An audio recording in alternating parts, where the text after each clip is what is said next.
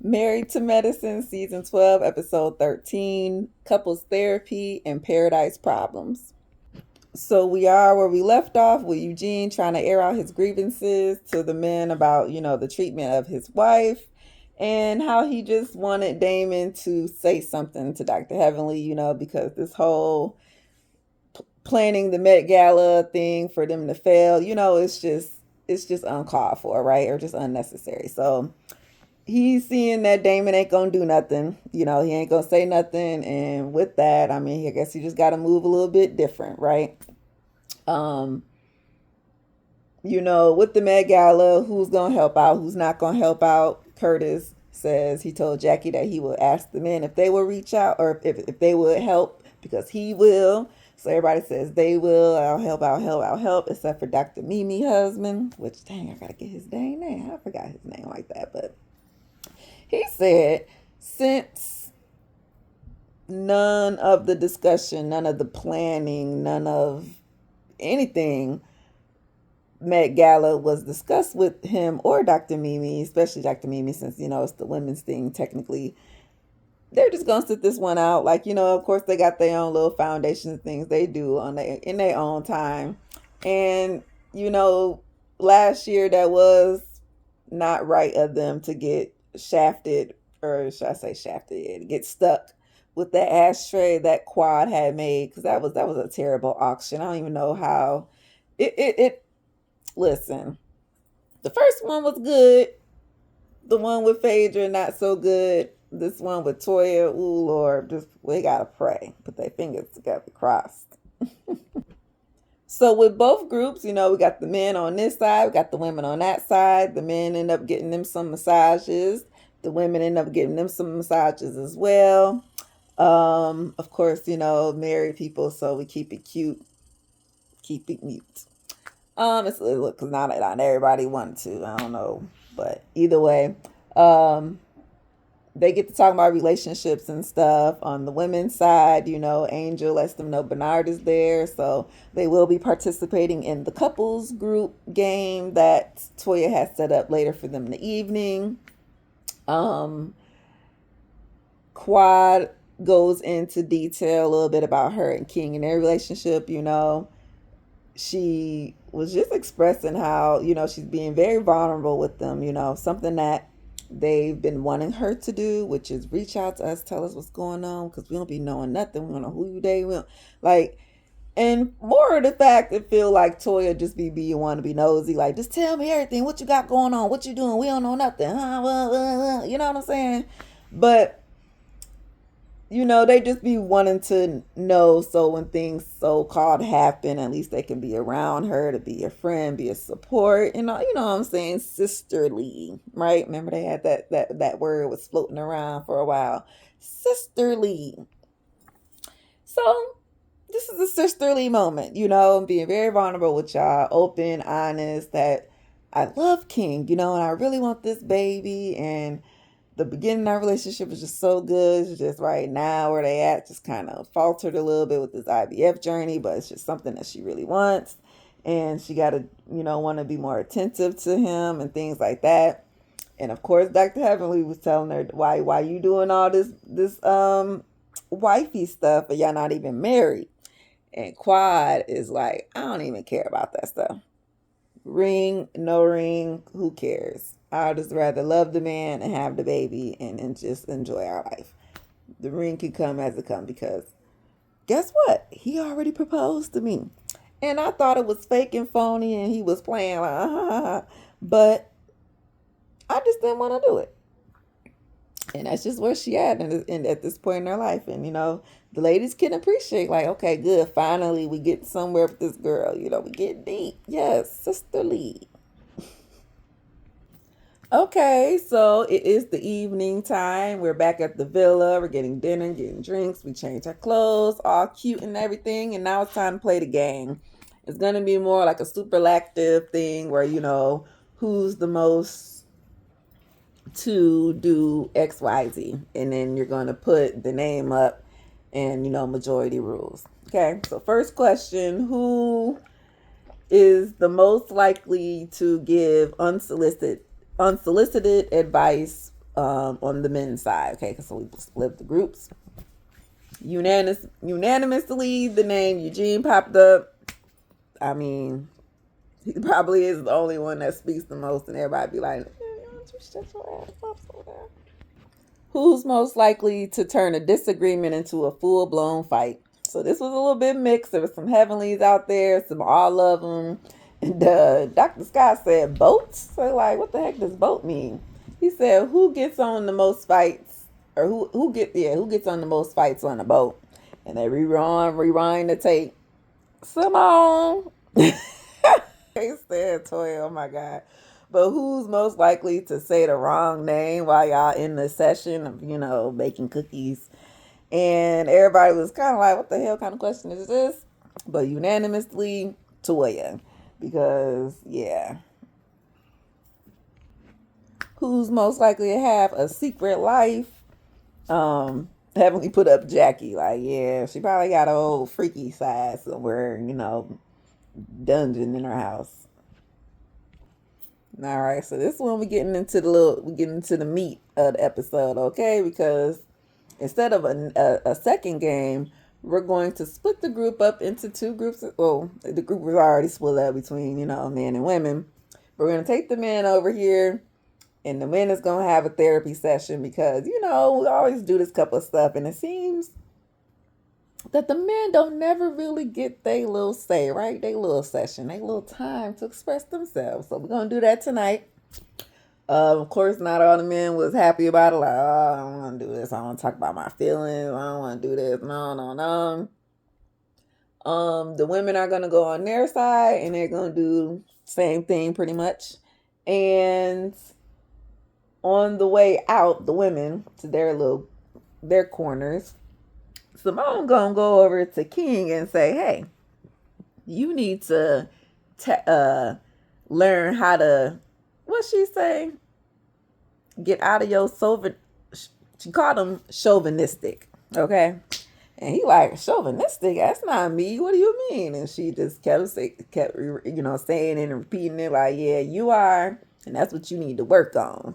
And they trying to, obviously some of the men kind of peep Simone. They trying to shush her away. Like, listen, don't be trying to start no mess. We trying to do our thing. Y'all go do y'all thing. But we already know the mess is going to start. Ooh, excuse me a little bit if I'm a little bit extra smacky because I was eating and my mouth just keep getting water and water. You know how that happens? So while the men is getting themselves acquainted and situated with the therapist, the girls over here cackling and kiki. Heavenly has some questions like, have y'all ever, looked at your man while he was asleep and just wanted to smack his ass? Like, just it out of there. I'm thinking like, you know what? I don't know. I probably thought something. I would say, what she say? Have y'all ever had some dreams about some other men? Biblically. And of course, Toya, I have. I mean, girl, put your hand down. We already know you don't want your husband. Say no, she let her Eugene. So still on the women's side, cackling about OnlyFans and this and that. We kind of get a little bit of seriousness where Toya asks about that one thing that y'all could change in y'all relationship that would just make everything better. And Simone went first about her and Cecil, how, she might be doing a little bit of Toya where, putting my husband down a little bit with the way that she speaks to him. And, she's got to try to not do that. She knows she be loud, okay? But this tone that she's speaking to now, all relaxed and cool, calm, and collected, yeah, she can do that with Cecil, every other day. She working on it. So we kind of flip back to the men a little bit, Cecil explaining how, they've been married. They're all got good numbers. Well, I think they on 29 years. I think Damon and Heavenly on 20 something, 28, 27, 26. Eugene probably about 20 or 15 to 20. Curtis and Jackie, ain't they ever? Yeah, I would say I think they all about the 20 mark or so. Scott and Contessa, yeah, like they up there. They've been married, they've been together for a long time. It's just Bernard obviously friends with Angel for a long time, and then King and Quad have only been together for what, 2 or 3 years now. So the men are actually in a good positive space in their conversation right now. They're expressing how actually they kind of just feel lucky to be married to the ones that they're with. Eugene ultimately coming to a realization that, you know, dang, Toya literally is his soulmate. He was built to, be with Toya Bush Harris. Like, telling her that ain't no other man, girl, ain't nobody else gonna treat you the way I do. And hell, listen, if she she get a divorce, it's gonna be, she could find something close to, but you right, Eugene. It won't be you. Yeah, the woman side, they still doing a little girl talk. Mimi talking about, her and Stevie marriage, obviously ups and downs. They ain't been perfect either. And, having the autistic child is obviously a challenge, but for her in their marriage, it's what she needs from Stevie is the, cause I don't want to, Stevie J, but, is that, giving her accolades as a mother. That's seeing, when they was talking about this love languages stuff, like, see, that's kind of stuff they need. Affirmation. Okay, so we got a little moment with Dr. Damon. He being a little vulnerable right here with the group, expressing how, they've been together for a long time, because the therapist asked them, who the 29, 28 guys that is, Simona, Cecil, and him, and Heavenly. So, what keep y'all going? What keep y'all together this long? And, he's like, well, we got ups and downs like anybody else, but, we just stick through it and work through it. But now, it's a very, very difficult time. It's the hardest time I have to go through, because his son, Damon Jr., is not talking to him at either. Because we thought it was just he wasn't talking to Dr. Heavenly, but nah, it's both of them. Like, we don't know what kind of fight he done had with his parents, but obviously he needed some time. And that's just, as the parents, they just can't do nothing about it. But obviously it's worrisome, So we flip back on the other side and we hear Heavenly expressing the same thing. Like, I just, just don't know. But that's just what, where they at in their life. And it's just so worrisome. And these kids. And Angel piped up to say something about, like, yeah, you just don't, what she say? You just don't know what can happen, or you just gonna have to let God and let go, or whatever, they'll come around, whatever.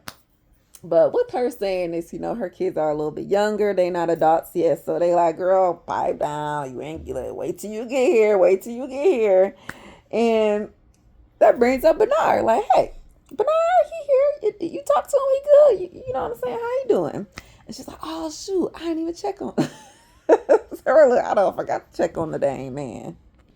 But with that, Angel, I think with Bernard being here on this vacation, she kind of realizing that, I think we just gonna be friends. So on the men's side, it was kind of a question of, well, not really a question, I guess it was like, well, anybody got some grievances they just kind of want to, air out, express, what's on your mind type question. And Curtis was like, well, I can speak up a little bit because I am, but, got a little concerned. So they like, okay, what's going on, Curtis, because, Curtis don't speak like that unless he is feeling something or y'all coming at him. Normally he just chill. It's kind of like Damon. Damon don't speak unless you speak to him, or right, something's going on. So he like, King, we me and us and all us is doing all this talking and stuff, but what about you? You know what I'm saying? You and Quan and all this stuff, and y'all been trying to had his baby. And me personally, okay, Curtis, me personally, I don't think it's right. And they like, what you mean? Like, you don't think it's right? Because y'all not married. Y'all doing all this husband wife stuff, trying to have this baby. And you got to be married first, and that's why it ain't happening, because y'all ain't got the faith, y'all ain't doing it right with the Lord, and it's just all out of whack and ain't the right order. You got to do things in order. And of course, King is like, nah, man. I mean, you can't. I understand where you coming from, old school, right? But this is new school, 2026. Listen, babies is everywhere. Hell, they've been all everywhere before not having no damn marriage. So what's the difference between if we do it now or never, right? So I mean, fine. Curtis is just like, if that's what y'all want to do, that's what y'all want to do. But me, I just tell y'all it ain't right. Of course, Stevie sticks up for King, like, they you probably should stay out of it. Who else sticked up for him? Was it Damon? Do, do, do, do. Maybe Damon. Somebody else, because, they ain't going to say it. They probably was thinking it, but they just don't say it. And King, like, listen, I don't care what y'all say. Me and Quad going to do whatever we do.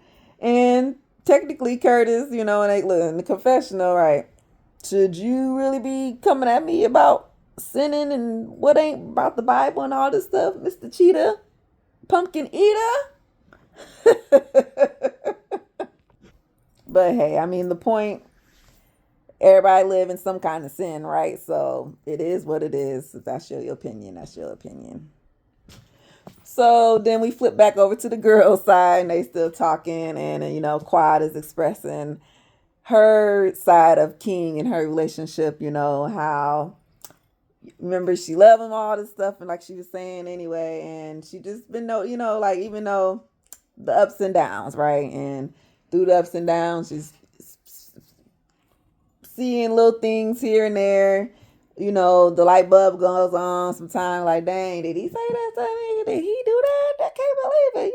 I didn't think this was going to go that way. I didn't know this was going to go that way, especially when it comes to this baby thing. I think with the IVF, they thought maybe it's going to work with the first round try, which I think you do your research, everybody know that first round probably is not, it's like 50-50. It's never, it doesn't help or it doesn't go with everybody. Usually it takes at least a couple rounds before you get them good eggs rolling, But, the hope was lost, so that's what's putting the strain on their relationship. But she, putting on the good foot for the girls and expressing, listen, whatever I'm saying right now, cool, but don't be taking it too much on y'all, because Heavenly was quick to try to split somebody up if she see a little inkling or something ain't right. Like, let me, what?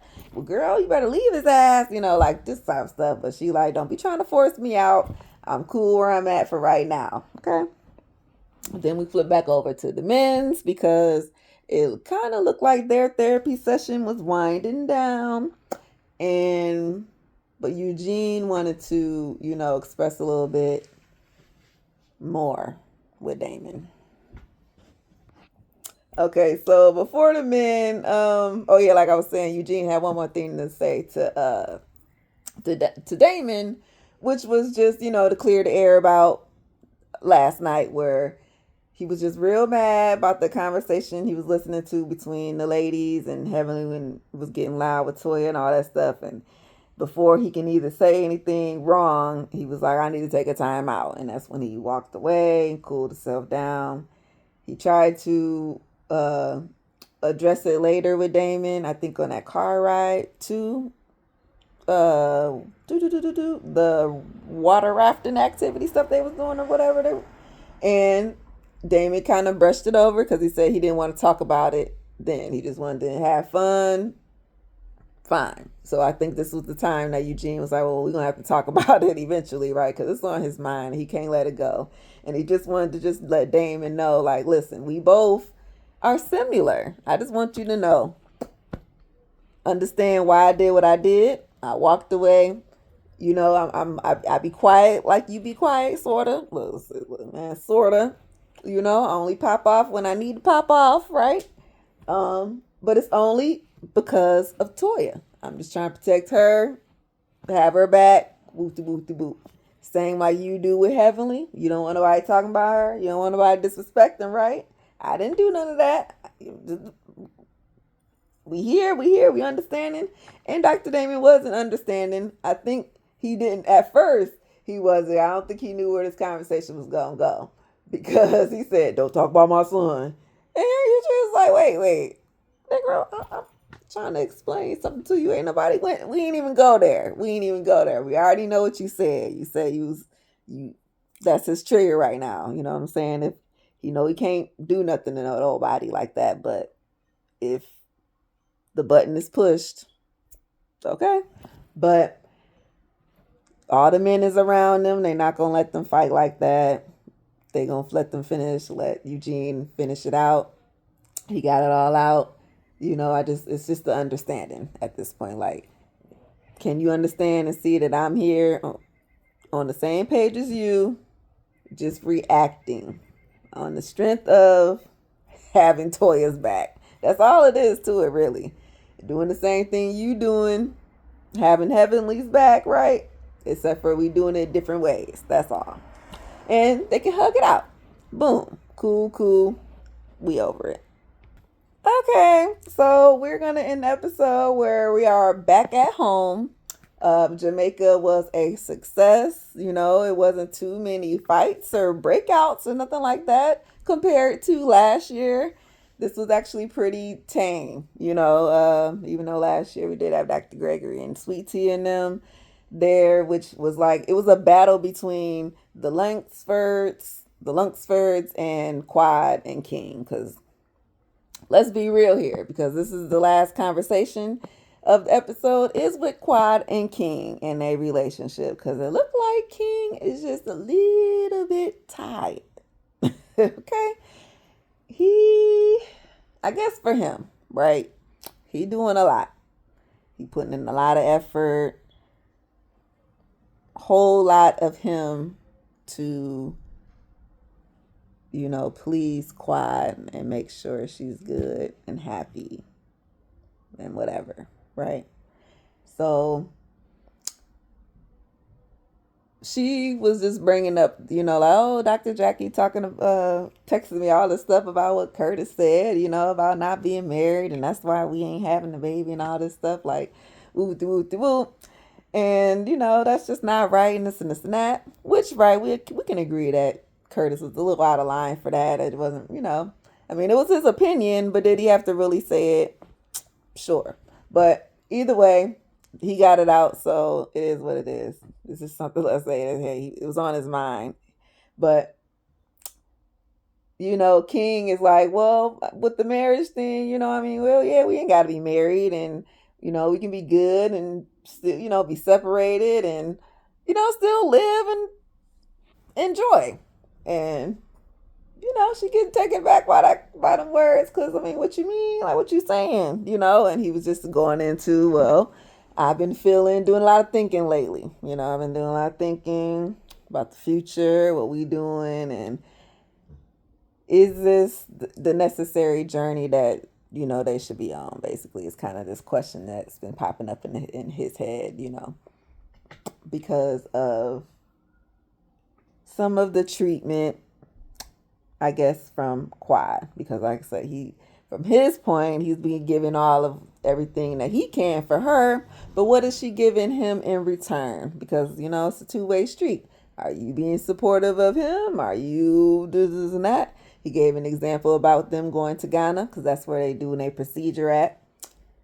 Whatever things getting frustrated, he's saying that she is blaming it all on him, taking it out on him. And that's just, for him, that's not right. It doesn't feel good.